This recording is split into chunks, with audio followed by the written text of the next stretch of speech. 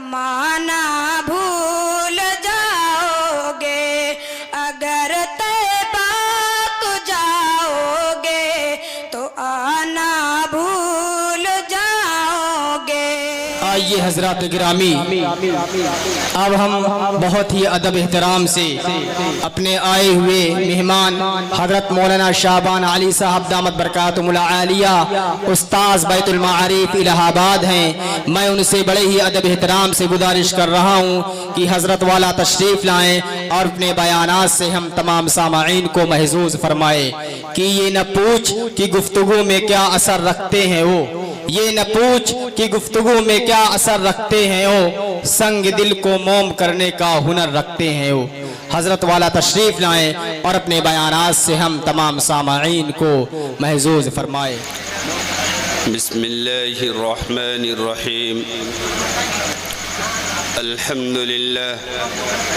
الحمد لله نحمده ونستعينه ونستغفره ونؤمن به ونتوكل عليه ونعوذ بالله من شرور أنفسنا ومن سيئات أعمالنا من يهده الله فلا مضل له ومن يضلله فلا هادي له ونشهد أن لا إله إلا الله وحده لا شريك له ونشهد أن سيدنا ونبينا وحبيبنا وكريمنا ومرشدنا ومولانا محمدا عبده ورسوله صلى الله تعالى عليه وعلى آله وأصحابه وأزواجه وأتباعه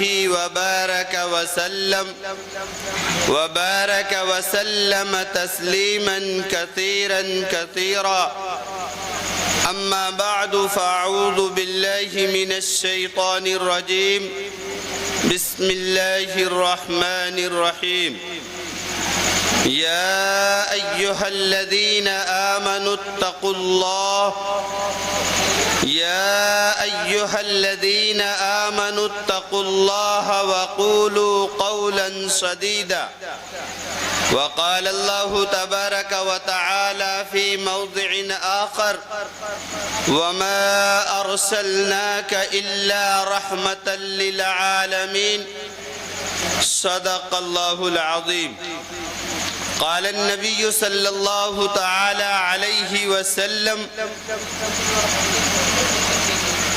لا خير في من لا يالف ولا يولف أو كما قال عليه الصلاة والسلام عن عقبة بن عامر رضي الله تعالى عنه قال قال رسول الله صلى الله تعالى عليه وسلم أملك عليك لسانك وليسعك بيتك وابك على خطيئتك أو كما قال عليه الصلاة والسلام۔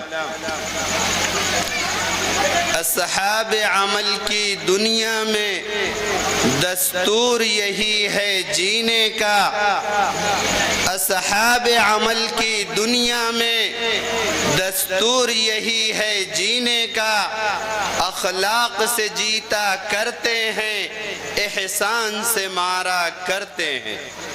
محترم بزرگوں اور دوستوں، اسٹیج پر رونق افروز علماء کرام، پردہ نشین ہماری ماؤں اور بہنوں، جلسے کی سرپرستی فرما رہے استاذ محترم حضرت مولانا مفتی محمد نسیم اللہ صاحب مظاہری دامت برکاتہم العالیہ، آپ کا احسان کہ آپ اتنی دیر تک تکلیف کے باوجود اسٹیج پر تشریف فرما رہے، یہ آپ کی عنایت اور آپ کی شفقت ہے ہم سب کے اوپر۔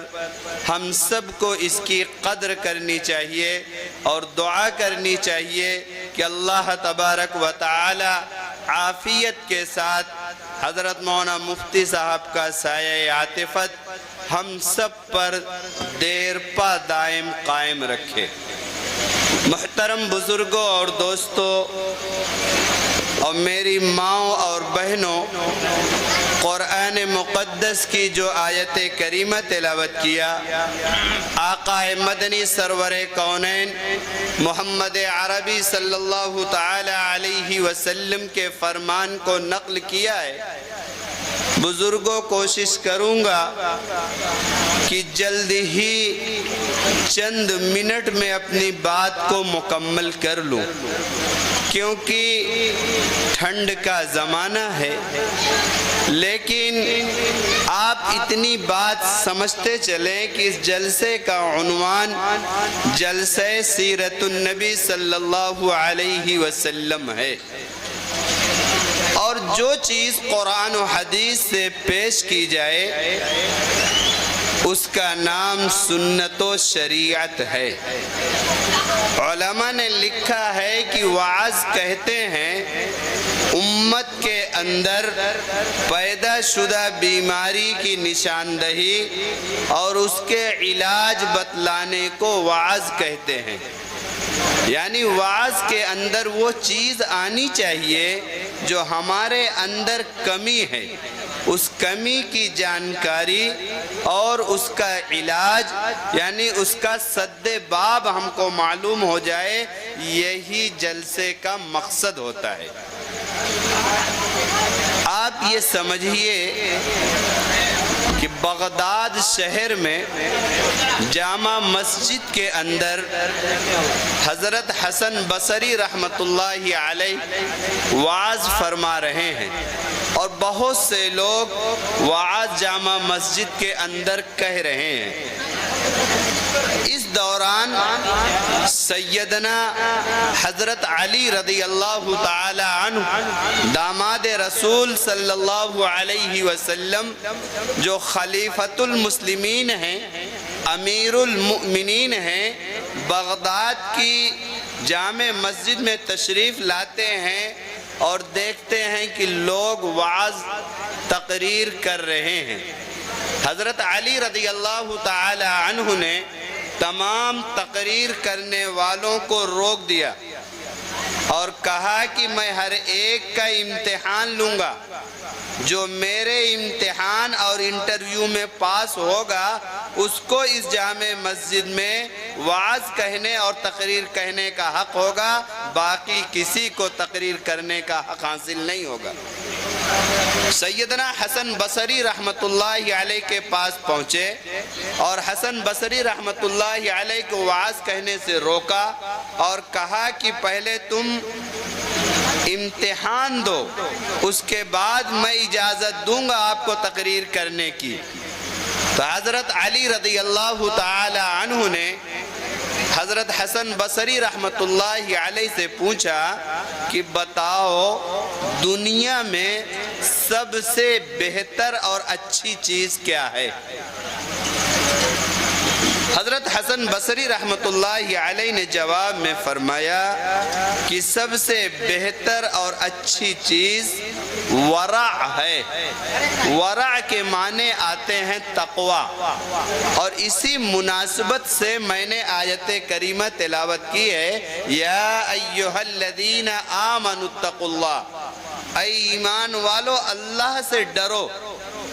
جب تک اللہ کا ڈر نہیں آئے گا، اللہ کے سامنے کھڑا ہونے کا یقین نہیں آئے گا، والبعث بعد الموت کا استحضار نہیں ہوگا، اپنے زندگی کے کل کرتوت کے حساب دینے کا یقین نہیں ہوگا، تب تک نہ تو انسان دنیا کی صحیح زندگی گزار سکتا ہے اور نہ ہی آخرت کی صحیح زندگی گزار سکتا ہے، نہ تو اس کی گھریلو زندگی صحیح ہو سکتی ہے اور نہ ہی اس کی بازارو زندگی صحیح ہو سکتی ہے، نہ تو مسجد کی زندگی صحیح ہو سکتی ہے اور نہ مسجد کے باہر کی زندگی صحیح ہوتی ہے۔ صحیح اسی وقت ہوگی جب اسے یقین ہو جائے کہ کل قیامت کے دن میرے نامہ اعمال میں میرے زندگی کے کل کرتوت لکھے ہوئے ملیں گے، ما لا یغادر صغیرۃ ولا کبیرۃ الا احصاها۔ جب اس کا یقین ہوگا تو انسان ہر ایک کے حقوق کو ادا کرے گا۔ تو حضرت حسن بصری رحمت اللہ علیہ نے فرمایا کہ سب سے بہترین چیز، اچھی چیز تقوی ہے۔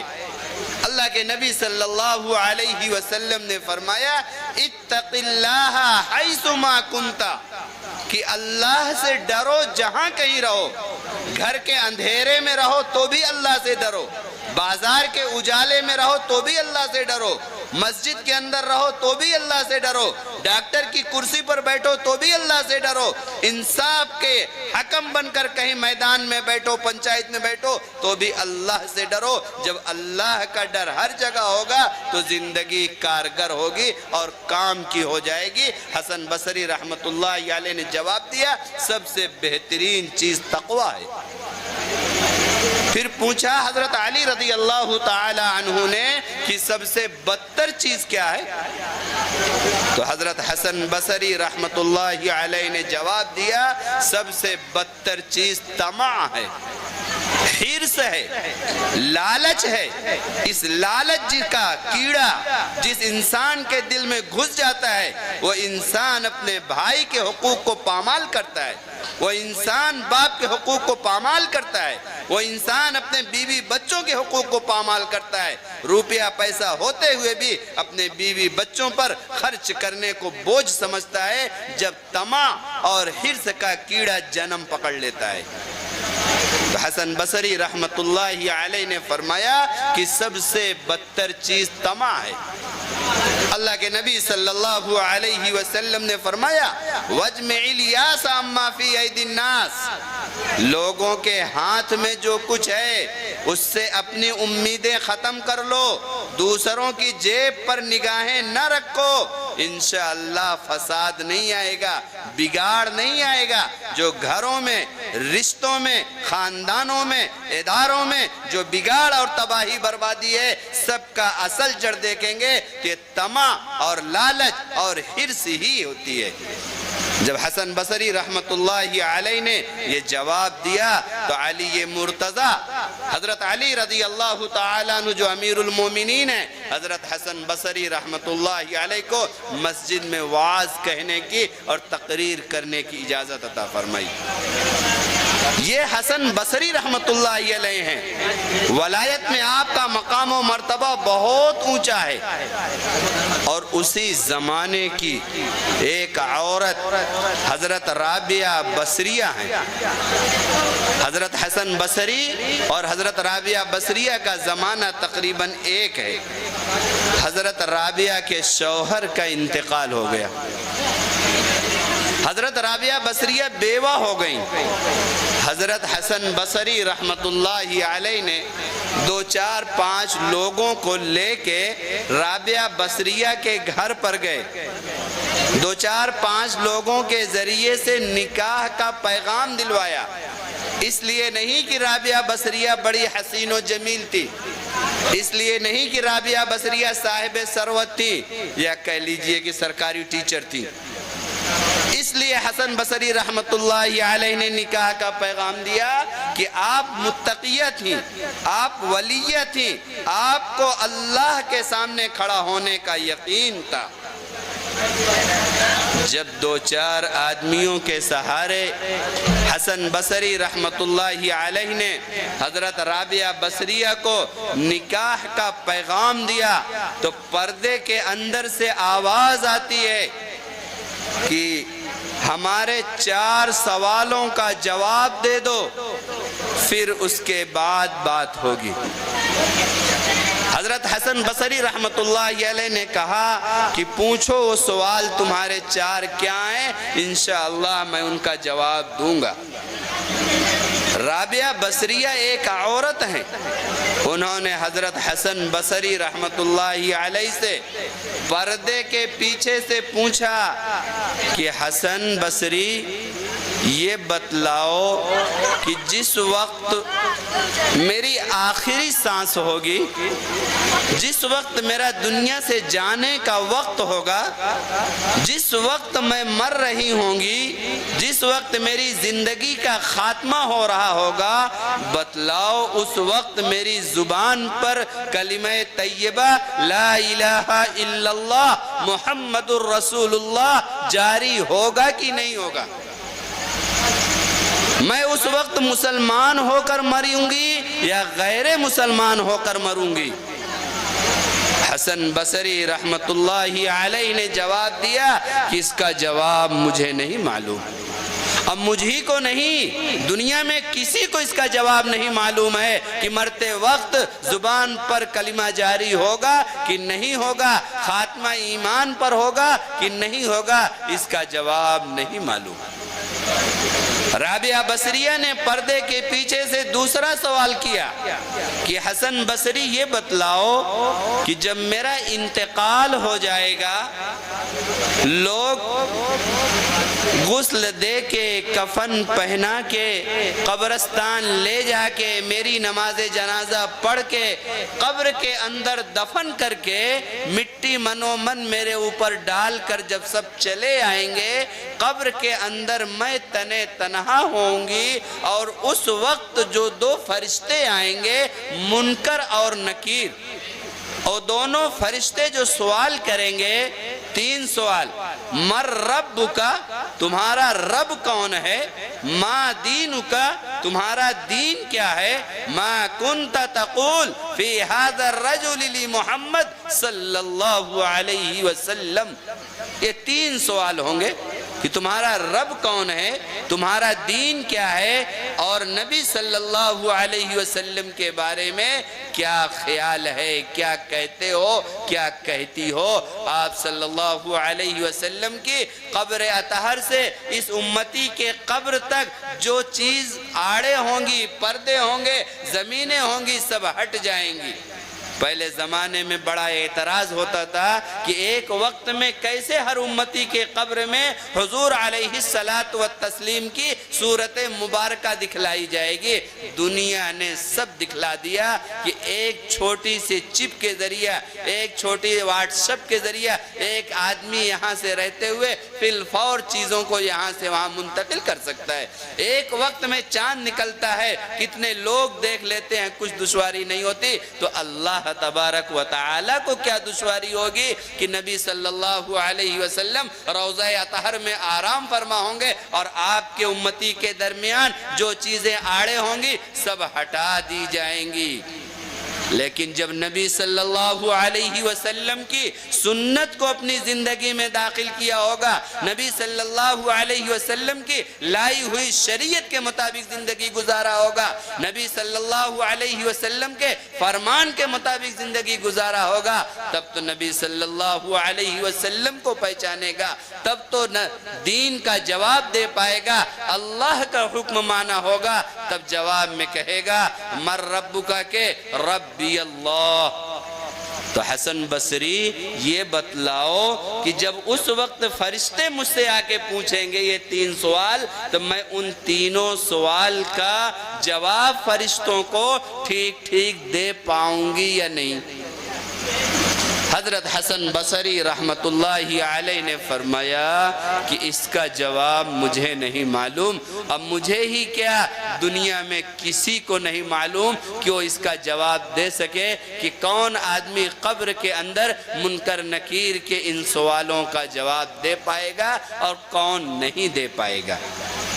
حدیث میں آتا ہے کہ القبر روضۃ من ریاض الجنہ او حفرۃ من حفر النار، قبر جنت کے باغوں میں سے ایک باغ ہے یا جہنم کے گڑھوں میں سے ایک گڑھا ہے۔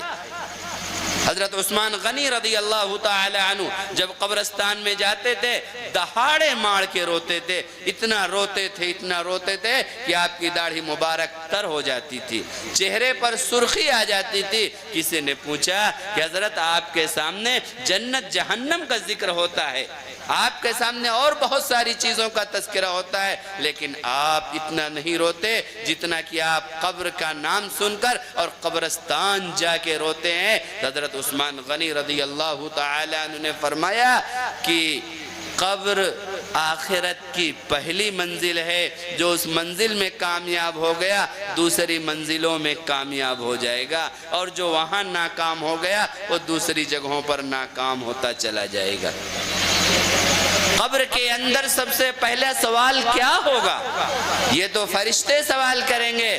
مشہور ہے کہ قبر کے اندر سب سے پہلے نماز کے تعلق سے سوال ہوگا، لیکن دوسری حدیث کم مشہور ہے، نماز سے پہلے قبر کے اندر طہارت کے تعلق سے سوال ہوگا کہ دنیا میں پاک رہ کے زندگی گزارتا تھا یا ناپاک رہ کے زندگی گزارتا تھا۔ اللہ پاک ہے تو پاک لوگوں کو پسند کرتا ہے، وہ سب سے پہلے سوال قبر کے اندر پاکی اور ناپاکی کا ہوگا۔ مشہور ہے کہ سب سے پہلے نماز کا سوال ہوگا، لیکن اس سے پہلے ایک روایت میں آتا ہے کہ پاکی کے تعلق سے سوال ہوگا۔ جب حسن بصری رحمت اللہ علیہ نے جواب میں کہا کہ اس کا جواب میں نہیں جانتا، تو رابعہ بصریہ نے پردے کے پیچھے سے تیسرا سوال کیا کہ حسن بصری یہ بتلاؤ پل صراط کے اوپر سے سب کو گزرنا ہے، بتاؤ پل صراط پر میں آسانی سے گزر پاؤں گی یا نہیں گزر پاؤں گی؟ حضرت حسن بصری رحمت اللہ علیہ نے فرمایا کہ اس کا جواب مجھے نہیں معلوم۔ پل صراط بال سے زیادہ باریک، تلوار سے زیادہ تیز، اور اس پر گزرنے والے بجلی کی طرح گزر جائیں گے اور لڑکنے والے تھوڑا تھوڑا چل کے گر پڑیں گے۔ حضرت رابعہ بصریہ پوچھ رہی ہیں بتاؤ پل صراط پر میں عافیت سے آسانی سے گزر پاؤں گی یا نہیں گزر پاؤں گی؟ حسن بصری رحمت اللہ علیہ نے جواب میں فرمایا کہ مجھے اس کا جواب نہیں معلوم۔ حضرت رابعہ بصریہ نے چوتھا سوال کیا، یہ بتلاؤ حسن بصری کہ اولین اور آخرین کل قیامت کے دن سب اکٹھا ہوں گے، میدان محشر میں سب جمع ہوں گے، اور ہر ایک کا نامہ اعمال ہر ایک کو دیا جائے گا۔ کسی کا نامہ اعمال کسی کے دائیں ہاتھ میں دیا جائے گا، اور کسی کا نامہ اعمال اس کے بائیں ہاتھ میں پیٹھ کے پیچھے سے دیا جائے گا۔ جس کے ہاتھ میں جس کا نامہ اعمال دائیں ہاتھ میں دیا جائے گا، چاہے مرد ہو چاہے عورت، اپنے نامہ اعمال کو دیکھ کر خوش ہوگی اور دوسرے ملنے والوں سے کہے گی ہاؤم اقرؤوا کتابیہ انی ظننت انی ملاق حسابیہ فہو فی عیشۃ راضیہ فی جنت عالیہ قطوفها دانیہ کلوا واشربوا ہنیئا بما کنتم تعملون۔ وہ خود کہے گا کہ میرا نامہ اعمال دیکھو، میرا نامہ اعمال پڑھ لو۔ دنیا میں کسی کو سب سے بڑا سرٹیفکیٹ دے دیا جائے تو سب کو دکھلاتے پھرتا ہے، وہ جس کے دائیں ہاتھ میں نامہ اعمال ملے گا کہے گا ہاؤم اقرؤوا کتابیہ، اور نامہ اعمال وہ ہوگا کہ اس کے اندر کوئی چیز پوشیدہ نہیں ہوگی۔ قرآن بڑے صاف انداز میں کہتا ہے فَمَنْ يَعْمَلْ مِثْقَالَ ذَرَّةٍ خَيْرًا يَرَهُ وَمَنْ يَعْمَلْ مِثْقَالَ ذَرَّةٍ شَرًّا يَرَهُ۔ اگر ذرہ برابر نیکی کیا ہے تو بھی نامہ اعمال میں لکھا ہوا پائے گا، اور ذرہ برابر برائی کیا ہے تو بھی نامہ اعمال میں لکھا ہوا پائے گا۔ اور جس کا نامہ اعمال بائیں ہاتھ میں پیٹھ کے پیچھے سے دیا جائے گا وہ کہے گا کاش کہ میرا نامہ اعمال مجھے نہ دیا جاتا۔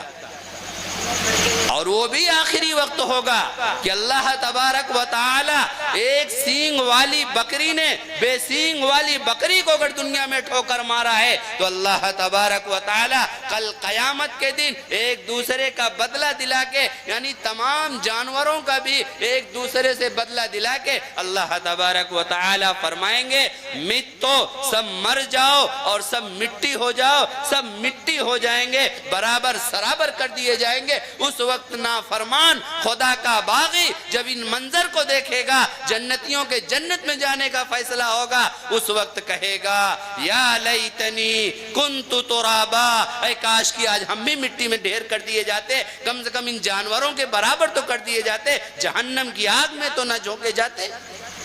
حضرت رابعہ بصریہ اس وقت پوچھتی ہیں کہ بتاؤ حسن بصری، میرا نامہ اعمال میرے دائیں ہاتھ میں دیا جائے گا یا میرے بائیں ہاتھ میں دیا جائے گا؟ حضرت حسن بصری رحمت اللہ علیہ فرماتے ہیں کہ اس کا علم مجھے نہیں ہے۔ رابعہ بصریہ ایک ولیہ ہیں، ایک عورت ہیں، پھر کہتی ہیں کہ حسن بصری جب تمہیں نہیں معلوم تو مجھے بھی نہیں معلوم، تو ان سوالوں کے جواب کی تیاری میں کرتی ہوں، لہذا تمہاری مرضی، تم جو آگے اپنا کام کرنا چاہو کرو۔ یعنی حضرت رابعہ بصریہ نے یہ کہہ دیا کہ نکاح کی اب بات مجھ سے مت کرو، مجھے آخرت کی فکر ہے اور اس کی تیاری کرنی ہے۔ یہ ایک عورت کا جواب سنیے کہ ایک عورت نے حسن بصری رحمت اللہ علیہ سے فرمایا۔ حضرت علی رضی اللہ تعالی عنہ ایک وعظ میں فرماتے ہیں الدنیا مدبرتن، دنیا پیٹھ پھیر کر بھاگ رہی ہے، والآخرت مقبل، آخرت تمہارے سامنے سے چلی آ رہی ہے۔ جیسے کبھی ہائی وے پر گزرتے ہو تو ایک گاڑی سائیں سے بغل چلی جاتی ہے، گویا کہ وہ دنیا ہے، اور دوسری گاڑی جو سامنے سے آ رہی ہے اس کی فکر ہوتی ہے کہ کہیں ٹھوکر اور ٹکر نہ لگ جائے۔ گویا کہ آخرت ایسے بڑھتے ہوئے آ رہی ہے اور دنیا ایسے سائیں سے پیچھے بھاگی جا رہی ہے۔ اب عقل مند انسان وہ ہے جو آخرت کی تیاری کرے، آخرت کی فکر کرے۔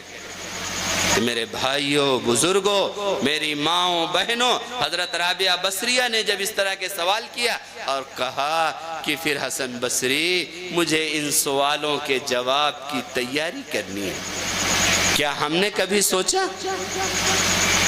کہ ہم کو بھی مرنا ہے؟ مرنے کے وقت ہماری کیا کیفیت ہوگی؟ مرنے کے بعد ہم کو بھی قبر میں لٹایا جائے گا، ہماری کیفیت اس وقت کیا ہوگی؟ ہم کو بھی پل صراط سے گزرنا ہوگا، ہماری کیفیت کیا ہوگی؟ ہمارا نامہ اعمال ہم کو بھی دیا جائے گا، ہماری کیفیت کیا ہوگی؟ اس سلسلے میں ہمیں سوچنے کی ضرورت ہے، اپنی زندگی کے تبدیل کرنے کی ضرورت ہے، اپنے اعمال کو اچھا کرنے کی ضرورت ہے۔ جو ہوا سو ہوا، ما بقیہ زندگی میں کثرت توبہ کرنا ہے، اللہ سے تعلق کو جوڑنا ہے۔ ایک عورت، ایک آدمی اللہ کے نبی صلی اللہ علیہ وسلم کی خدمت میں حاضر ہوتے ہیں، عرض کرتے ہیں اللہ کے رسول میرے یہاں بڑی تنگی ہے، میرے یہاں بڑی پریشانی ہے، روزی میں برکت نہیں ہے، آج جس کو دیکھیے روزی کا رونا رو رہا ہے۔ مولانا صاحب پیسہ بہت آتا ہے لیکن ٹکتا نہیں ہے، مولانا صاحب پیسہ اتنے کماتے ہیں، کوئی تعویذ دے دیجئے گھر میں برکت ہو جائے، کوئی تعویذ دے دیجئے بھوت پریت گھر میں لگا ہوا ہے سب ٹھیک ہو جائے۔ ہم ہی تو کہیں بھوت پریت کو نہیں لگ گئے ہیں، وہ ہم کو کیا لگے گا کہیں ہم نہ اس کو لگ گئے ہوں؟ اس پیرائے سے ہم کو سوچنا پڑے گا۔ آج ہماری ماں بہنوں کو ہر دن شک شبہ ہوتا ہے کہ لگتا ہے کسی نے کچھ کرا دیا ہے، کسی نے کچھ کیا کرایا کہ نہیں کرایا، کہیں ہم ہی تو نہیں شیطان بن گئے، کہیں ہم وہ اعمال تو نہیں کر رہے ہیں۔ اللہ کے نبی صلی اللہ علیہ وسلم کی خدمت میں صحابی حاضر ہوتے ہیں، عرض کرتے ہیں اللہ کے رسول میرے یہاں بڑی تنگی ہے روزی کی۔ اللہ کے نبی صلی اللہ علیہ وسلم نے ان سے فرمایا کہ جاؤ اپنے گھر کی چوکھٹ پر پردہ ڈال دو، اپنے گھر کے دروازے پر جاؤ پردہ لٹکا دو۔ وہ صحابی چلے جاتے ہیں، اور پھر ہفتہ 10 دن کے بعد آتے ہیں. اللہ کے رسول صلی اللہ علیہ وسلم نے پوچھا کہ اب کیا حال ہے؟ فرمایا اللہ کے رسول میرے روزی میں بڑی برکت ہوئی، بڑی کشادگی آ گئی، بڑا سکون و اطمینان آ گیا، بلکہ ہمارے گھر میں اتنی روزی آ گئی کہ برتن میرے پاس اب رکھنے کے لیے نہیں ہے. لیکن اے اللہ کے رسول آپ نے فرمایا دروازے پر جا کے پردہ لٹکا دو. آخر اس میں مصلحت کیا تھی، حکمت کیا تھی؟ اے اللہ کے رسول میں سمجھ نہ پایا. اللہ کے رسول صلی اللہ علیہ وسلم نے جواب کیا دیا ہے، اس جواب کو سننے کی اور سمجھنے کی ہم کو بھی ضرورت ہے، آپ کو بھی ضرورت ہے، ہماری ماں بہنوں کو بھی ضرورت ہے. اللہ کے نبی صلی اللہ علیہ وسلم نے جواب یہ دیا کہ تمہارے گھر کا دروازہ کھلا رہتا تھا، تمہارے گھر کے دروازے پر بے نمازی کی نگاہ پڑتی تھی. تمہارے گھر کے لوگ تو نمازی تھے لیکن بے نمازی کی نگاہ پڑتی تھی. اس کی نحوست کی وجہ سے تمہاری روزی تنگ کر دی گئی تھی. اور جب تم نے پردہ کھینچ دیا تو تم نمازی، تمہارے پورے گھر والے نمازی، جہاں نمازی ہوتا ہے اللہ کی وہاں خاص رحمت آتی ہے. اسی لیے بزرگوں نے فرمایا الوضوء انقطاع عن الخلق، وضو نام ہے لوگوں سے کٹنے کا، والصلاة اتصال مع الحق، نماز نام ہے اللہ سے جڑنے کا، اللہ سے ہم کلام ہونے کا، اللہ کے سامنے حاضر ہونے کا. تو اللہ کے نبی صلی اللہ علیہ وسلم نے کیا فرمایا کہ بے نمازی کی نگاہ پڑتی تھی، اس کی وجہ سے تمہارے رزق میں تنگی تھی، گھر میں بے برکتی تھی. ذرا آج ہم اپنے گریبان میں دیکھیں، ذرا آج ہم اپنا جائزہ لیں کہ جس گھر میں کل بے نمازی، اس گھر میں کیسی روزی میں برکت ہوگی؟ اس گھر میں تعویذ ٹانگ دینے سے برکت نہیں ہوگی. جس گھر کے رہنے والے پاک صاف رہنے کا اہتمام نہ کرتے ہوں، اس گھر میں رحمت کے فرشتے نہیں آتے، پانی پھکوا کے چھڑکنے سے اس گھر میں روزی میں برکت نہیں آئے گی. اللہ کے نبی صلی اللہ علیہ وسلم نے علاج فرمایا ہر چیز کا. اللہ کے نبی صلی اللہ علیہ وسلم نے فرمایا، حدیث ہے کہ اگر تم گھر کا دروازہ بند کرتے وقت آیت الکرسی پڑھ کے دروازہ بند کر دو، انشاءاللہ ثم انشاءاللہ تمہارے گھر میں نہ تو سانپ آ سکتا ہے، نہ کوئی شیر آ سکتا ہے، نہ تو چور ڈاکو آ سکتے ہیں. اگر وہ آیت الکرسی پڑھ کے اپنے اوپر دم کر لو، انشاءاللہ تم سو رہے ہو، لیکن جس خدا کے نام پر پڑھ رہے ہو، اللہ لا الہ الا هو الحی القیوم، جس رب کے نام پہ سو رہے ہو وہ حی ہے، وہ کبھی سوتا نہیں ہے، وہ قیوم ہے، پورا نظام سنبھالے ہوئے ہے. پھر نہ تو چھت کا پنکھا گرے گا اور نہ تو تار سرکٹ کرے گا اور نہ ہی گھر میں آگ لگے گی اور نہ ہی کوئی دوسری پریشانیاں آئیں گی. لیکن ہم کو ان چیزوں پر یقین تو پہلے ہو. سیدنا امام اعظم ابو حنیفہ رحمت اللہ علیہ جب وضو کرتے تھے تو اپنا ہاتھ یہاں سے یہاں تک دھلنا فرض ہے، لیکن آپ اپنا ہاتھ یہاں سے یہاں تک دھوتے تھے. کہتے تھے کہ کل قیامت کے دن اعضائے وضو کہ انوار چمکیں گے، تو میں اس لیے اپنے ہاتھ کو یہاں سے دھوتا ہوں تاکہ ہمارے ہاتھ پر وضو کا جو نور ہو وہ یہاں تک چمکے. اس کا بھی تو ہمیں احساس ہونا چاہیے، یقین ہونا چاہیے. الوضو و صلاح المومن، وضو جو ہے مومن کا اسلحہ ہے، وضو مومن کی حفاظت کا سامان ہے. ہم ان چیزوں سے دور رہتے ہیں. اللہ کے نبی صلی اللہ علیہ وسلم نے ہر موقع سے ہماری تربیت کی ہے. جو حدیث مبارکہ میں نے پڑھی ہے اس حدیث کی طرف آئیے. اللہ کے نبی صلی اللہ علیہ وسلم نے فرمایا املک علیک لسانک، کہ اپنی زبان پر کنٹرول رکھو. جرمہ صغیر و جرمہ کبیر، یہ دیکھنے میں بہت چھوٹی ہے لیکن اس کا جرم بہت بڑا ہے. اللہ کے نبی صلی اللہ علیہ وسلم سے ایک صحابی پوچھتے ہیں من نجات یا رسول اللہ، اے اللہ کے رسول بتا دیجئے کامیابی کس چیز میں ہے، نجات کیسے حاصل ہوگی؟ اللہ کے نبی صلی اللہ علیہ وسلم نے کامیابی کا جو سب سے پہلا نسخہ بتلایا وہ بتلایا املک علیک لسانک، کہ اپنی زبان پر کنٹرول رکھو. قرآن کی آیت یہی کہہ رہی ہے وَقُولُوا قَوْلًا سَدِيدًا، اے ایمان والو اللہ سے ڈرو، اور ڈرنے کے ساتھ ساتھ اپنی زبان پر کنٹرول رکھو، اپنی زبان سے جو بات کرو جچی تلی کرو۔ آج انسان کی زبان پر کنٹرول نہیں ہے۔ اگر انسان کی زبان پر کنٹرول ہو جائے تو خاندانوں سے فساد ختم ہو جائے، انسان کی زبان پر کنٹرول ہو جائے تو گھر کے اندر سے لڑائی جھگڑے کا خاتمہ ہو جائے۔ انسان کی اپنی زبان پر کنٹرول نہ ہونے کی وجہ سے آج گھروں میں آگ لگی ہے۔ انسان کے زبان پر کنٹرول نہ ہونے کی وجہ سے میاں بیوی کے تعلقات خراب ہو رہے ہیں۔ انسان کی زبان پر کنٹرول نہ ہونے کی وجہ سے باپ بیٹے کے تعلقات خراب ہو رہے ہیں۔ انسان کی زبان پر کنٹرول نہ ہونے کی وجہ سے ساس بہو کے درمیان تکرار مچی رہتی ہے اور گھر اجیرن جہنم بنا رہتا ہے۔ انسان کے زبان پر کنٹرول نہ ہونے کی وجہ سے ایک پڑوسی دوسرے پڑوسی سے مطمئن نہیں ہے۔ اللہ کے نبی صلی اللہ علیہ وسلم ایک مرتبہ کعبۃ اللہ کو خطاب کر کے فرماتے ہیں، کعبہ کو خطاب کر کے اللہ کے نبی صلی اللہ علیہ وسلم فرما رہے ہیں، بیت اللہ کو خطاب کر کے فرما رہے ہیں کہ اے بیت اللہ، اے کعبۃ اللہ، تیری عزت اللہ کے یہاں بہت ہے، تیرا مقام و مرتبہ بہت ہے، لیکن اے کعبہ، تیری عزت سے بھی بڑھ کر ایک مومن کی عزت ہے۔ اب ذرا ہم سوچیں کہ اپنی زبان سے جب چاہتے ہیں کینچی کی طرح جو چاہتے ہیں چلا دیتے ہیں، جو چاہتے ہیں بک دیتے ہیں، کچھ احساس نہیں ہوتا۔ گاؤں میں کہتے ہیں بات کرو جان کے، پانی پیو چھان کے۔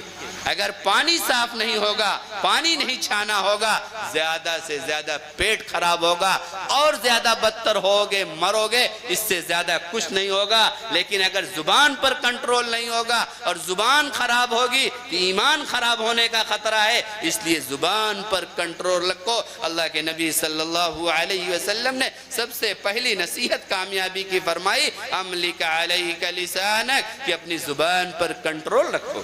فرماتے ہیں جن گھر والوں کے ساتھ خیر فرماتے ہیں ان گھر والوں کو نرم زبان دے دیتے ہیں۔ وہ گھر والے ایک دوسرے سے میٹھی انداز میں گفتگو کرنے لگتے ہیں، اور جس گھر والوں پر اللہ کی خاص رحمت نہیں ہوتی وہ گھر والے اچھی بات بھی ایک دوسرے سے اینٹ اینٹ کے بولتے ہیں۔ ذرا ہم اپنا جائزہ لیں کہ ہم اپنی زبان کیسے استعمال کرتے ہیں۔ ہم اپنی زبان چاہیں تو ذکر میں استعمال کریں، ہم چاہیں تو اپنی زبان سے درود و شریف کا نذرانہ پیش کریں، ہم چاہیں تو اس زبان سے سبحان اللہ اور الحمدللہ کا ورد کریں، ہم چاہیں تو اس زبان سے قرآن کی تلاوت کریں، کچھ نہ کریں تو کم سے کم خاموش رہیں۔ لیکن اس زبان پر کنٹرول نہ ہونے کی وجہ سے بہت تباہی اور بربادی ہے۔ زبان پر کنٹرول ہر ایک کے لیے ضروری ہے۔ یہ آیت کریمہ عام طور سے خطبہ نکاح میں پڑھی جاتی ہے، یا ایھا الذین آمنوا اتقوا اللہ، اے ایمان والو اللہ سے ڈرو، وقولوا قولا سدیدا، بات جو کرو جچی تلی کرو، بات سمجھ بوجھ کے کرو، یعنی شوہر بھی بیوی سے صحیح انداز میں بات کرے، بیوی بھی شوہر سے صحیح انداز میں بات کرے۔ اللہ کے نبی صلی اللہ علیہ وسلم نے ایک حدیث میں بیان فرمایا کہ جو عورت 5 وقت کی نماز پڑھتی ہو، رمضان کے روزے رکھتی ہو، اور اس کا خاتمہ جس وقت ہو، جس وقت اس کی روح نکلے، جس وقت اس کی جان دنیا سے نکلے، اس کا شوہر اس سے راضی ہو، تو جنت کے 8 دروازے اور 8 دروازوں پر فرشتے اس کے استقبال کے لیے کھڑے ہوں گے۔ لیکن کیا فرمایا کہ عورت سے اس کا شوہر راضی ہو، یہ نہیں فرمایا کہ شوہر خاموش ہو۔ معلوم یہ ہوا کہ عورت کو اپنے شوہر سے تیز لب و لہجوں میں گفتگو نہیں کرنی چاہیے۔ اسی وجہ سے بھی گھروں میں تباہی اور بربادی آتی ہے۔ حکیم الاسلام حضرت مولانا قاری طیب صاحب رحمت اللہ علیہ نے فرمایا کہ اگر 2 آدمی صحیح رہیں تو 2 خاندان صحیح رہتے ہیں۔ 2 اجنبی خاندان ٹھیک رہتے ہیں، شیر و شکر ہو کے رہتے ہیں، ایک دوسرے سے ملنے کے بعد گلے ملتے ہیں اور معانقہ کرتے ہیں۔ اجنبی ہوتے ہیں اور انہی ایک لڑکا اور ایک لڑکی کے گڑبڑ کرنے کی وجہ سے ایک دوسرے کے خون کے بھی پیاسے ہو جاتے ہیں۔ تو اس لیے زندگی میں اگر کوئی ایسا چڑھاؤ اتار آئے تو اس کو سمجھنا چاہیے. اور یہ کون سی مردانگی ہے آدمی کی کہ اپنی بیوی کو نہ معاف کر سکے؟ اور کون سی بیوی ہے جو اپنے شوہر کا پاؤں پکڑ کے رو دو کہ اس کو منا نہ سکے؟ اللہ کے نبی صلی اللہ علیہ وسلم نے فرمایا کہ اللہ و رسول کے بعد سب سے زیادہ مقام و مرتبہ بیوی کے نزدیک شوہر کا ہے. اللہ کے رسول نے یہ بھی فرمایا کہ اگر میں اللہ کے علاوہ کسی کے سامنے سجدہ کرنے کی اجازت دیتا تو عورتوں کو حکم دیتا کہ وہ اپنے شوہروں کو سجدہ کریں. میرے بھائیوں، بزرگوں، میری ماں بہنوں، یہ حدیث مبارکہ جو ہے املک علیک لسانک ولیسعک بیتک، تمہارا گھر تم پر کشادہ ہو، یعنی فضول وقت گھر سے باہر ضائع مت کرو، اپنے گھر میں رہو، اپنے گھر کی ریکھ دیکھ کرو، اپنے گھر والوں کی نگرانی کرو.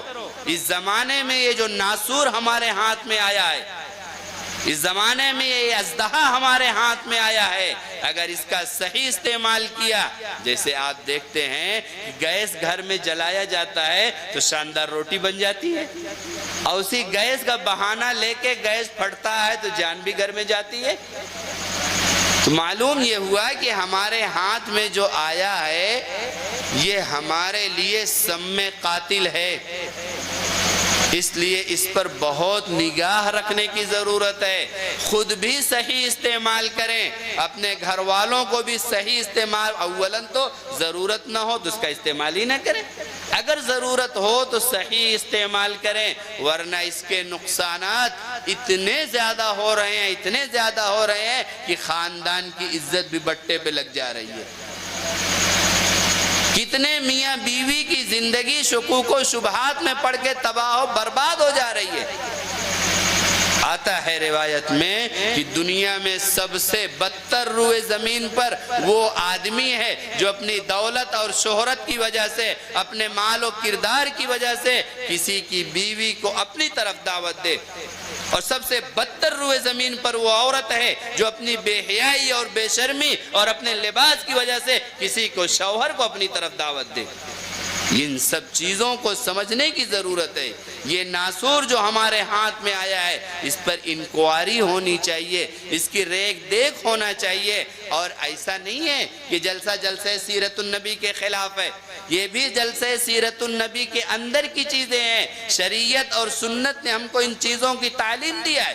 جیسے لکھنے والوں نے لکھا ہے کہ اگر اپنی اولاد کی 10 سال صحیح تربیت کر دو گے، صحیح سے ان کی تعلیم کا نظام کرو گے، صحیح سے ان کی پرورش کرو گے، خدا نے زندگی بخشی، 90 سال جیو گے، خوشحالی میں جیو گے. اور اگر 10 سال ان کی تعلیم کا خیال نہیں رکھتا، 10 سال ان کی تربیت نہیں کی تو جیو گے 100 سال تو 90 سال کڑ کے مرو گے. اس لیے اولاد کی تعلیم و تربیت پر بھی بہت ضروری ہے کہ ہر نگراں اپنے ماتحتوں کی نگرانی کرے.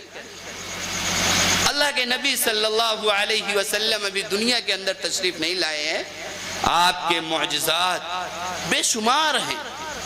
آپ کا علمی معجزہ، آپ کا ایک معجزہ یہ بھی ہے کہ آپ صلی اللہ علیہ وسلم استوانہ حنانہ، یعنی وہ لکڑی جس کا سہارا لے کر آپ خطبہ دیا کرتے تھے، جب ممبر بن گیا آپ نے لکڑی کا سہارا لینا چھوڑ دیا. وہ لکڑی اس قدر روئی ہے آپ کے فراق میں کہ صحابہ نے اس لکڑی کے رونے کی آواز کو سنا ہے. اللہ کے نبی صلی اللہ علیہ وسلم امت کے خاطر رات کے اندھیرے میں امت کے خاطر اس قدر روئے کہ صحابہ نے آپ کے رونے کو سنا ہے. لیکن امت کتنی روتی ہے اللہ کے نبی صلی اللہ علیہ وسلم کی سنتوں پر اور سنتوں پر چلنے کے لیے. اس کو بھی تو ہم کو سوچنا ہوگا. اللہ کے نبی صلی اللہ علیہ وسلم ابھی دنیا کے اندر تشریف نہیں لائے ہیں، آپ کے معجزات ظاہر ہوتے ہیں. اللہ کے نبی صلی اللہ علیہ وسلم ماں کے پیٹ میں ہیں. حضرت عبداللہ سفر کے لیے گئے ہوئے ہیں، سفر ہی میں حضرت عبداللہ کا انتقال ہو گیا. خبر گھر آ گئی کہ حضرت عبداللہ کا انتقال ہو گیا، یعنی حضرت آمنہ بیوہ ہو گئی. سوگ میں تھی، کچھ دن چلتا رہا۔ اس کے بعد حضرت آمینہ رضی اللہ تعالی عنہا کے بدن سے خوشبو پھوٹتی تھی۔ حضرت عبد المطلب جو آپ کے خسر تھے، آپ کے سسر تھے، ایک دن انہوں نے اپنی بیوی سے کہا کہ بہو سے پوچھو کہ یہ خوشبو کہاں پاتی ہیں جو استعمال کرتی ہیں، اور یہ خوشبو تو ایسی ہے کہ عرب کے سردار ایسی خوشبو استعمال نہیں کر پاتے، یہ خوشبو کہاں سے پاتی ہیں؟ تو عبد المطلب کی بیوی یعنی ساس نے کہا کہ یہ خوشبو تو میں بھی محسوس کر رہی ہوں، لیکن جب بہو کے سامنے ہوتی ہوں تو میری نگاہ اٹھ نہیں پاتی بہو پر کہ میں اس کی طرف دیکھ سکوں، یعنی میرے اوپر اتنا رعب پڑ جاتا ہے۔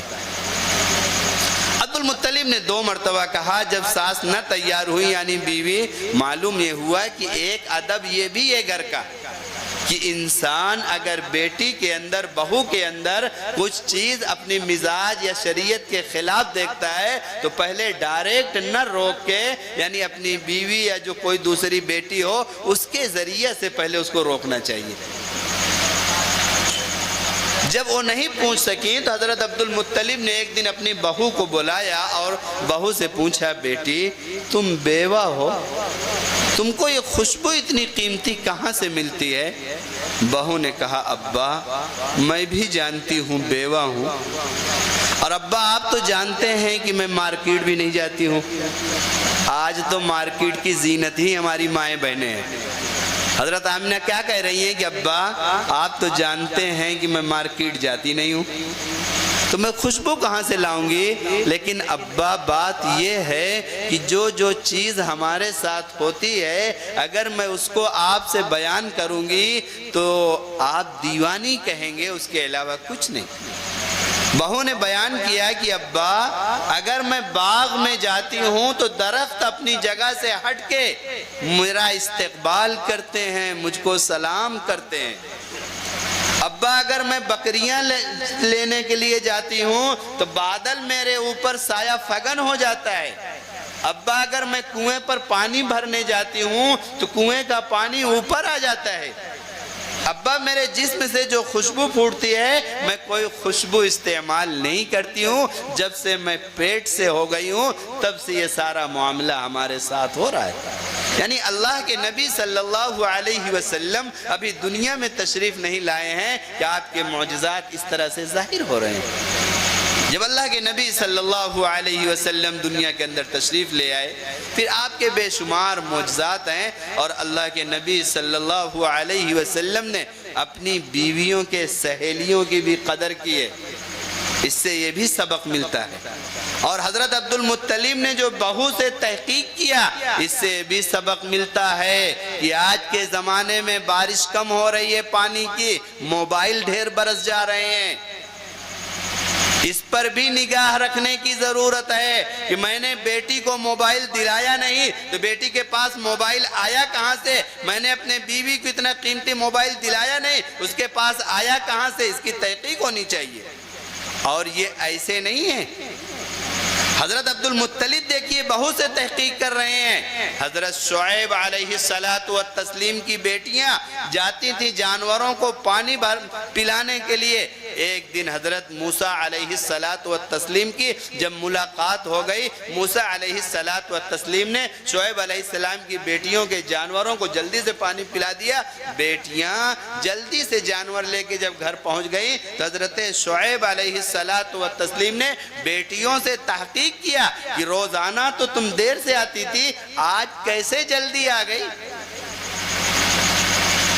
اس سے ہم کو سبق ملتا ہے کہ اگر ہماری بیٹی اسکول جاتی ہے تو وقت اس کا آنے جانے کا کیا ہے، ہمارے گھر کا کوئی باہر جاتی ہیں عورتیں اس کا وقت کیا ہے، معلوم پڑا ان سب چیزوں پر نگاہ رکھنے کی ضرورت۔ اگر اس پر نگاہ نہیں رکھی گئی تو بہت بڑا خسارہ ہوگا، گھر کا بھی ہوگا، خاندان کا بھی ہوگا۔ اور اخبار کی سرخیاں تو ہم میں سے ہر آدمی جو اخبار پڑھتا ہے دیکھتا ہے کہ اب اتنے پر بس نہیں رہا کہ ایک مسلمہ ایک مسلمان کے ساتھ جائے، ایک مسلمہ غیروں کے ساتھ بھی چلی جا رہی ہے۔ اس سے لاپرواہی اور اس سے بڑھ کر ہمارے لیے پریشانی کا سامان اور کیا ہو سکتا ہے۔ یہ سب ہم کو شریعت سے ملتا ہے، اور اللہ کے نبی صلی اللہ علیہ وسلم نے سب کے تعلق سے بتلایا۔ آپ جو آیت کریمہ دوسری پڑھی تھی کہ آپ سب کے لیے رحمت بن کر آئے تھے، آپ بیٹیوں کے لیے رحمت بن کر آئے تھے۔ آپ نے فرمایا کہ جو 3 بیٹی کی صحیح پرورش کرے، صحیح ریکھ دیکھ کرے، شادی بیاہ کر دے، اس کے لیے جنت ہے۔ حدیث میں آتا ہے کہ پوچھا گیا کسی نے 2 بیٹی کی کیا، آپ نے فرمایا جنت ہے۔ حضرت عائشہ کی روایت ہے کہ 1 بیٹی کے بارے میں پوچھا گیا تو فرمایا جس نے 1 بیٹی کی پرورش کیا، اس کی شادی بیاہ کر دیا، اس کے لیے جنت ہے۔ اللہ کے نبی صلی اللہ علیہ وسلم نے ماں کے مقام کو بیان فرمایا۔ ایک عورت آتی ہیں اور اللہ کے نبی صلی اللہ علیہ وسلم انہیں نہیں پہچانتے، لیکن وہ فرماتی ہیں کہ میں حضرت حلیمہ کی سہیلی ہوں۔ تو اللہ کے نبی صلی اللہ علیہ وسلم نے حضرت حلیمہ کا دودھ پیا تھا، حضرت حلیمہ کے سہیلی کا دودھ نہیں پیا تھا، لیکن اللہ کے نبی صلی اللہ علیہ وسلم نے یعنی رضائی ماں کے سہیلی کا اتنا احترام کیا کہ آپ نے ان کے لیے الگ سے چادر بچھوائی اور ان کو عزت دیا اور اس پر بیٹھایا۔ اللہ کے نبی صلی اللہ علیہ وسلم نے ماں کے مقام کو بیان فرمایا اور فرمایا الجنت تحت اقدام الامہات، جنت تمہاری ماں کے قدم کے نیچے ہے۔ آپ نے فرمایا باپ تمہاری جنت کا بیچ کا دروازہ ہے، اور آپ نے فرمایا کہ اپنی اولاد کی صحیح تربیت کرو۔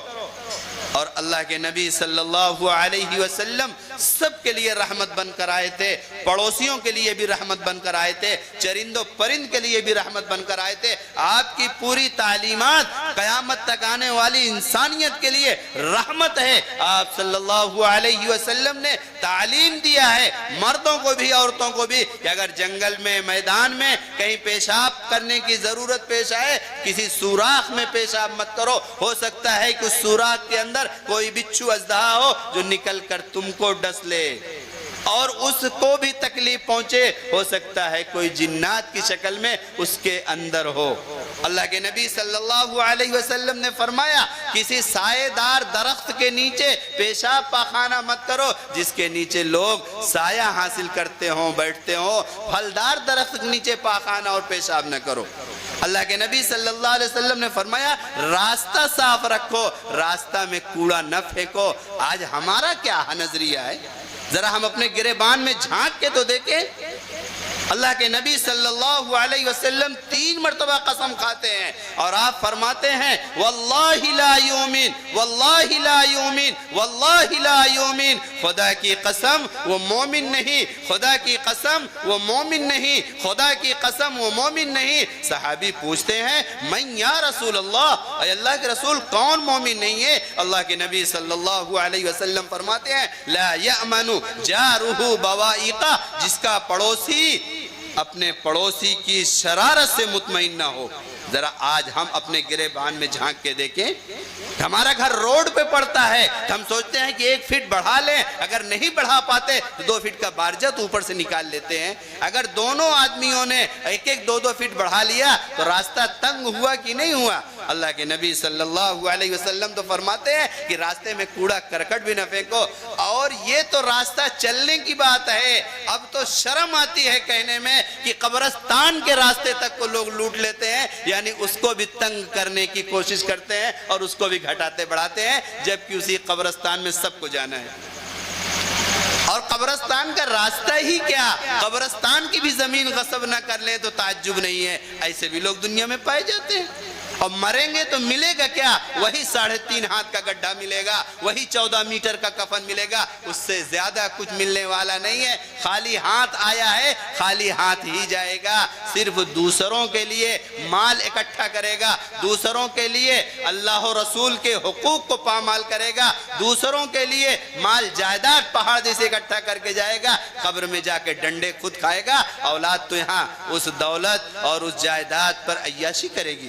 اللہ کے نبی صلی اللہ علیہ وسلم کی خدمت میں ایک صحابی حاضر ہوتے ہیں، عرض کرتے ہیں، کیا عرض کرتے ہیں کہ اللہ کے رسول مجھے بتلا دیجئے کہ میں سب سے بڑا عبادت گزار ہو جاؤں۔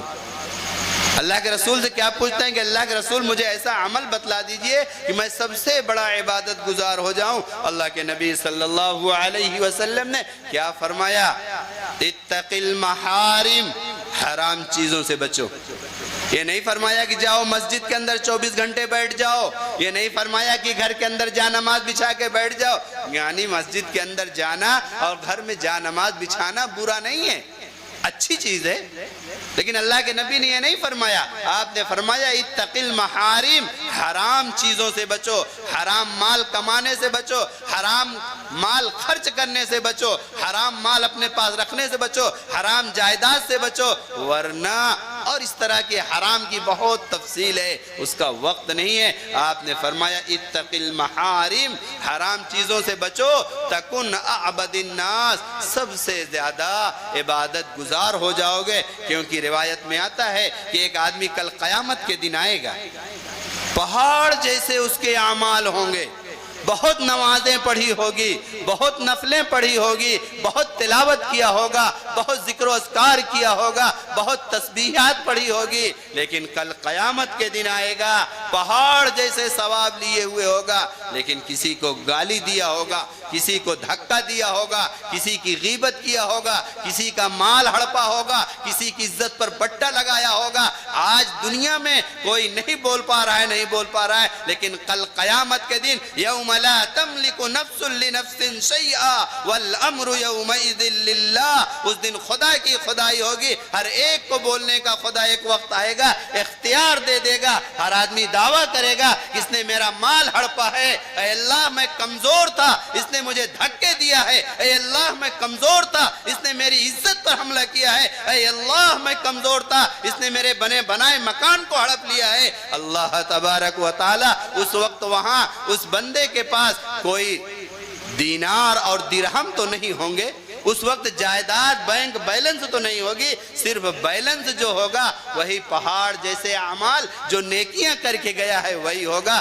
سب کو اسی نیکیوں میں سے دیا جائے گا، ہر ایک کا پورا بدلہ چکایا جاتا رہے گا، یہاں تک کہ وقت آ جائے گا جس کے ثواب جو پہاڑ برابر تھے سب ختم ہو جائیں گے، لیکن کچھ دعوے دار ابھی بھی بچے رہیں گے. اللہ تعالیٰ کا حکم ہوگا فرشتوں کو کہ وہ بیچارے جو دعوے دار کھڑے ہیں ان کو کچھ نہیں ملا ہے، ان کے جو کچھ گناہ ان کے نامہ اعمال میں ہیں ان کو لے لو، اس کے اوپر لاد کے اس کے دھکے مار کے جہنم میں پہنچا دو. اللہ کے نبی نے کیا فرمایا؟ اتق المحارم تکن اعبد الناس، حرام چیزوں سے بچو. اور اگر ہدایت نہیں ہوگی تو مال بھی عیاشی کا سامان ہو جائے گا، یہ طاقت بھی عیاشی کا سامان ہو جائے گا. اس لیے ہمیشہ اپنی ہدایت کے لیے اللہ سے دعا کرتے رہیں اور دوسرے سے کراتے بھی رہیں، کیونکہ ہدایت ملنے کے بعد بھی انسان گمراہ ہو جاتا ہے. ربنا لا تزغ قلوبنا بعد اذ ہدیتنا، اے میرے رب ہدایت دینے کے بعد مجھے گمراہ نہ کیجئے. آخر ہدایت کے بھی تو درجات ہیں، تبھی تو ہر نماز میں پڑھتے ہیں اہدنا الصراط المستقیم، اے اللہ صراط مستقیم پر ہمیں چلائیے. معلوم یہ ہوا کہ اتق المحارم تکن اعبد الناس، سب سے بڑی عبادت یہی ہے کہ لوگوں کو ہماری ذات سے تکلیف نہ پہنچے. اللہ کے نبی صلی اللہ علیہ وسلم نے فرمایا لا خیر فی من لا یالف ولا یولف. ایک حدیث پڑھی تھی کہ اس شخص کے اندر کوئی خیر نہیں جو دوسرے سے محبت نہ کرتا ہو اور دوسرے اس سے محبت نہ کرتے ہوں. معلوم یہ ہوا کہ اسلام کی بنیاد محبت کے اصولوں پر ہے، ہماری زندگی اچھی گزرے گی محبت کے طریقے سے. لہذا اللہ کے نبی صلی اللہ علیہ وسلم نے محبت کا چھڑکاؤ دیا ہے، آپ نے محبت کے پانی بکھیرا ہے، آپ نے محبت کا درس دیا ہے اور آپ نے محبت کر کے بھی دکھلایا ہے. آج ذرا ہم بھی اپنے کردار کا جائزہ لے لیں. ایک موقع سے اللہ کے نبی صلی اللہ علیہ وسلم تشریف فرمائے، حضرت عائشہ ہیں، ایک شخص آتا ہوا نظر آتا ہے. اللہ کے نبی صلی اللہ علیہ وسلم اپنی بیوی کو حقیقت بتلانے کے لیے، آگاہ کرنے کے لیے اپنی بیوی سے کہتے ہیں حضرت عائشہ سے کہ عائشہ دیکھو جو شخص آ رہا ہے بئس اخو العشیرہ، اپنے قبیلے کا، اپنے برادری کا بدترین آدمی ہے، اپنی زبان میں کہہ لیجئے کمینہ آدمی ہے. لیکن جب وہ شخص قریب آتا ہے تو اللہ کے نبی صلی اللہ علیہ وسلم اس سے اٹھ کے مصافحہ کرتے ہیں. اللہ کے نبی صلی اللہ علیہ وسلم اسے عزت کے ساتھ بٹھاتے ہیں, اس کا اکرام کرتے ہیں. آج کے زمانے میں کہہ لیجئے کہ اللہ کے نبی صلی اللہ علیہ وسلم چائے پانی بھی کراتے ہیں. حضرت عائشہ صدیقہ رضی اللہ تعالی عنہا سے کہاں رہا گیا. انہوں نے پوچھ لیا اللہ کے رسول ابھی تو آپ کہہ رہے تھے بیس آخو العشیرہ یہ اپنے قبیلے کا بدترین آدمی ہے اور آپ اس کے ساتھ یہ معاملہ کر رہے ہیں. تو اللہ کے رسول صلی اللہ علیہ وسلم نے اپنی بیوی حضرت عائشہ سے فرمایا کہ عائشہ ہم کو ترشرو کب پایا ہے. عائشہ وہ جو ہم نے بتلایا ہے وہ حقیقت تھی, تم کو آگاہ کرنے کے لیے بتلایا ہے, ہوشیار رہنے کے لیے بتلایا ہے, لیکن یہ ہمارا اخلاق ہے. معلوم یہ ہوا کہ نبی صلی اللہ علیہ وسلم نے ہمیں اس اخلاق کی تعلیم دی ہے. اگر وہ اخلاق آج ہمارے اندر آ جائے تو غیر بھی ہمارے سامنے جھکنے کے لیے تیار ہو جائیں. لیکن ہم اتنے بد اخلاق ہو چکے ہیں کہ ہم تو اپنا اخلاق اپنے بھائی کے ساتھ بھی نہیں برت پاتے, اپنے ماں باپ کے ساتھ بھی نہیں برت پاتے, اپنے خاندان والوں کے ساتھ نہیں برت پاتے, تو پھر اس کا نقصان تو ہوگا ہی. وہ شعر جو میں نے پڑھا تھا, اصحاب عمل کی دنیا میں دستور یہی ہے جینے کا, یعنی اصحاب عمل جو اچھا کام کرنے والے ہیں ان کا طریقہ کار یہ ہوتا ہے کہ وہ دنیا میں اصول سے جیتے ہیں, ساری تکلیفیں برداشت کر لیتے ہیں اور لوگوں کو معاف کرتے رہتے ہیں. معاف کرنا بھی اللہ کے نبی صلی اللہ علیہ وسلم کی سنت ہے.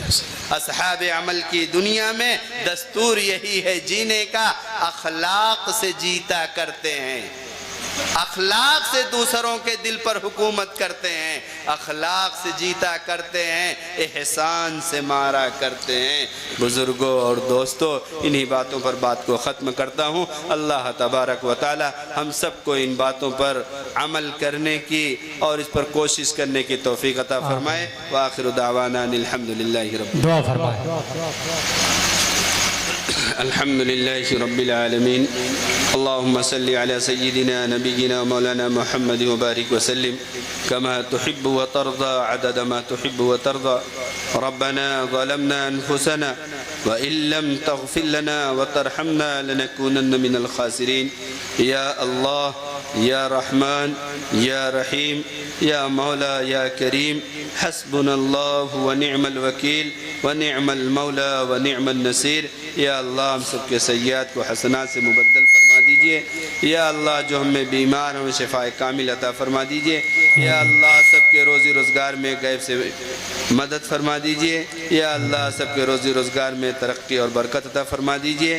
یا اللہ ہر طرح کی شرور و فتن سے اے اللہ ہم سب کے جان کی, مال کی, عزت کی, آبرو کی حفاظت فرما دیجئے. یا اللہ جن کی اولاد نافرمان ہے اولاد کو فرما بردار بنا کے ماں باپ کی آنکھوں کی ٹھنڈک بنا دیجئے. یا اللہ شوہروں کو بیویوں کے حقوق ادا کرنے کی توفیق عطا فرما دیجئے. یا اللہ بیویوں کو شوہروں کے حقوق ادا کرنے کی توفیق عطا فرما دیجئے. یا اللہ والدین کو اولاد کے اسلامی شریعت کے مطابق حقوق ادا کرنے کی توفیق عطا فرما دیجئے. اولاد کو اپنے ماں باپ کی قدر کرنے اور ان کے حقوق ادا کرنے کی توفیق عطا فرما دیجئے.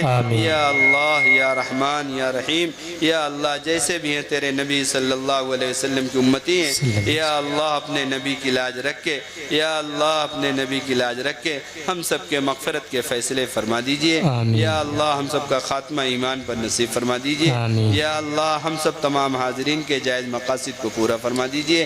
یا اللہ ہم اپنی دعاؤں کے ذریعہ اپنی ضروریات کا بھی اظہار نہیں کر سکتے. الہ العالمین آپ تو رب العالمین ہیں. الہ العالمین ہم سب کی ضروریات کو آپ ہم سب سے زیادہ جانتے ہیں. یا اللہ جن جن چیزوں میں یا اللہ ہم سب کے لیے خیر ہو, یا اللہ اس سب چیزوں کا فیصلہ ہم سب کے لیے مقدر فرما دیجئے. یا اللہ جن جن چیزوں میں ہمارے لیے شر ہو تکلیف ہو, اے اللہ ان سب چیزوں سے ہم سب کو عافیت دائمہ عطا فرما دیجئے. یا اللہ ان دعاؤں کو اپنے نبی صلی اللہ علیہ وسلم کے صدقہ طفیل میں قبول فرما لیجئے.